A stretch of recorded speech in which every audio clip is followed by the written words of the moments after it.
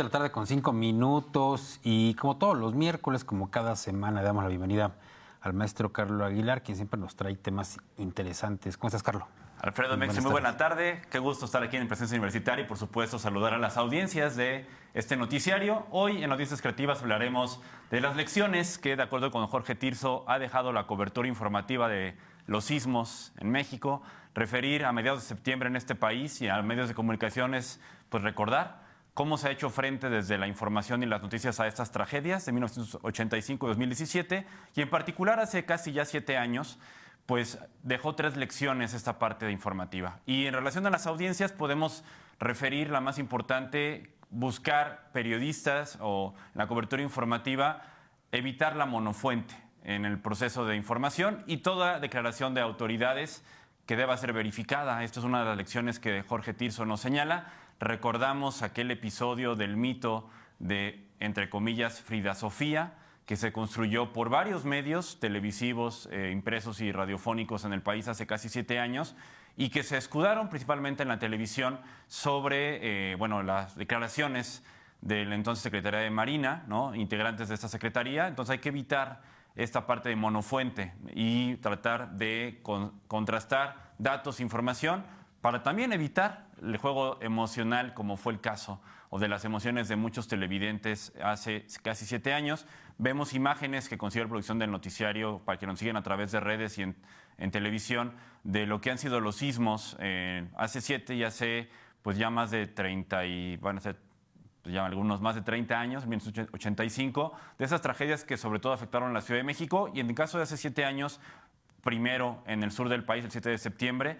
Entonces, esa es una de las lecciones. La segunda es recordar que el periodismo es un servicio público y que como tal debe afrontarse sobre todo por los medios públicos, como es el caso de quien estamos aquí en TV UAC y en el caso de TV UNAM y otros medios públicos. Y aquí hago este comentario de acuerdo con Gabriel Sosa Plata, especialista en medios, pues que no deben abandonar su función en estos momentos de incertidumbre, de tragedia. Y si no es posible transmitir desde las instalaciones del medio por cuestiones de la tragedia como tal del sismo, pues tratar de que desde la calle el equipo de periodistas dé reportes de lo que está ocurriendo y de los daños. Entonces, la segunda lección ante esta situación excepcional, ¿no?, de cómo debe actuar el periodismo en su conjunto. Y la tercera, recordar que las comunicaciones son vulnerables en este contexto, y en particular las plataformas digitales e Internet, ante pues la caída de antenas, de equipos, de infraestructura,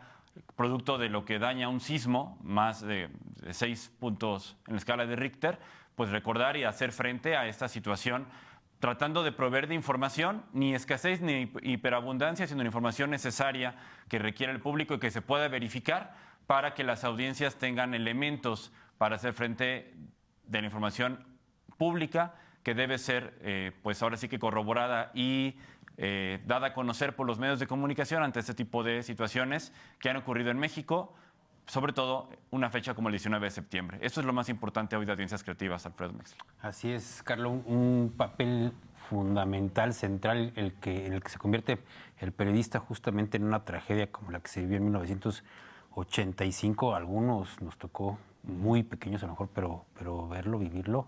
Y bueno, en esos momentos te dicen cuáles son las zonas de riesgo, qué hacer, a dónde ir, a dónde no ir, dónde puedes tener algún insumo básico, dónde puedes ir a conseguir hasta agua, comida. Sí. Entonces, bueno, los periodistas se vuelven una parte central y, por supuesto, también un canal de comunicación para los mismos ciudadanos, para saber qué pasó con sus familiares. Y bueno, yo recuerdo en el 85, te decían incluso en qué lugares iban a llevar a las personas que desafortunadamente fallecieron. Bueno, una situación trágica, pero el periodista ahí sí se vuelve un factor central y debe ser sumamente responsable. Cuidadoso, responsable y cuidadoso ante lo que se va a informar, ¿no? Ante la situación excepcional que se vive, pues tratar de evitar dar esta desinformación o datos que no tienen sustento, que no se pueden verificar. No confiar solo en la autoridad como única fuente de información y, sobre todo, pues tener en cuenta que el periodismo es un servicio público que se debe proporcionar, sobre todo en este tipo de contextos, como bien señalas. Y bueno, el 2017, hace casi 7 años, dejó estas lecciones. Hace 39 años, como bien señalabas, pues se afrontó con los insumos y con las tecnologías que había en su momento.